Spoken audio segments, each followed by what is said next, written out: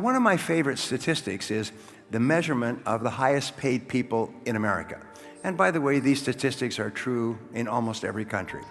They looked at the 500 top executives of the 500 biggest companies. And every year they do this calculation. They find that last year the average person earns about $10 million. Now, this person started off at the beginning, at their first job, with no earning ability. No ability to get results at all. And then somehow today, their companies are willingly paying them $10 million to come to work. What has happened? Well, the average top executive earns 257 times the average pay of the person in their company. 257 times. We're not talking about twice as much or 3 times as much. We're talking about 257 times. Some top executives earn 300 and 400 times the amount paid to the average person in their company. How can this happen? Well, here's what they discovered. Every year, and many people here are in this situation, every year about 1.5% of the population starts work for the first time. They take their first job as adults. And so it's like a big marathon. It's a big race, and everyone lines up. And then the gun goes off, bang, and everybody starts to run. And then, just like a marathon, some people get way ahead, in this case, in the earnings race. The great majority stay in the middle, and some people fall well behind. So they just finished a 25-year study, which I think is one of the great studies on success that's ever been done. They asked, how is it that these people can be earning so much money in paycheck?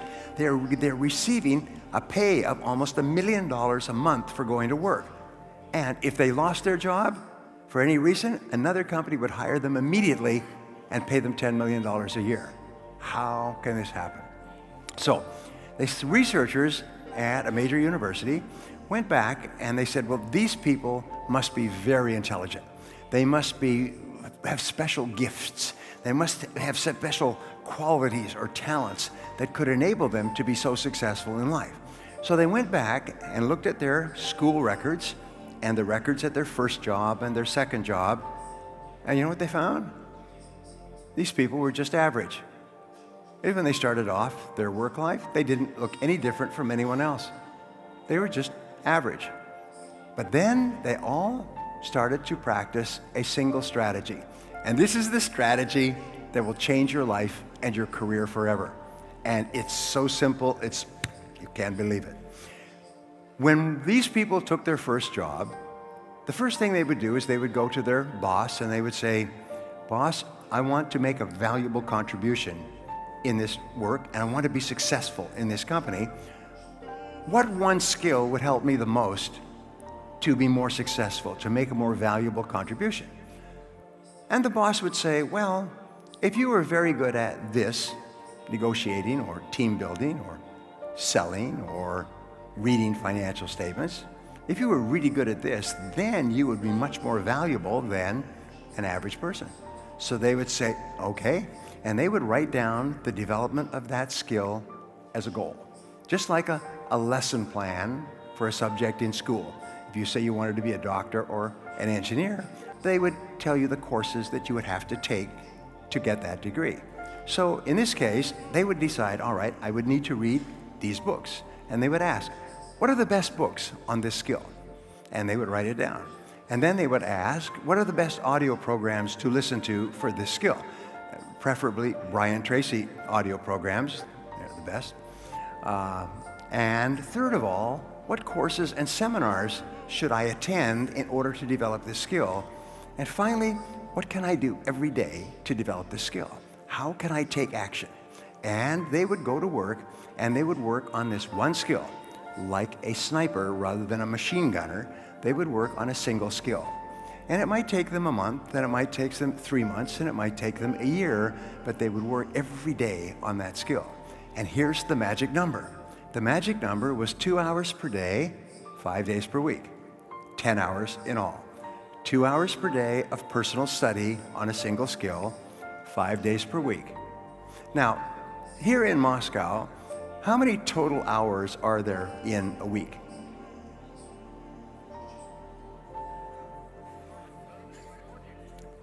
No, how many total hours? Total hours are there in a week? It's 24 hours per day times 7. You can use a calculator if you like, or you can ask your friend. And the answer is 168 hours. I know this was very difficult for university students to figure out, all right? How many hours in a week? But that's where we start. So there's 168 hours in a week, everywhere. Now, what we're saying is that if you want to go to the top of your field and be one of the highest paid and most successful people in life, take 10 of those hours and invest them in yourself. That's all. And this turned out to be the strategy practiced by all the top people.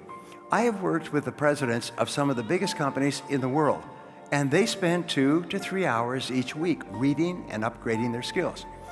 Do you know who the third richest man in the world is? It's a man named Warren Buffett.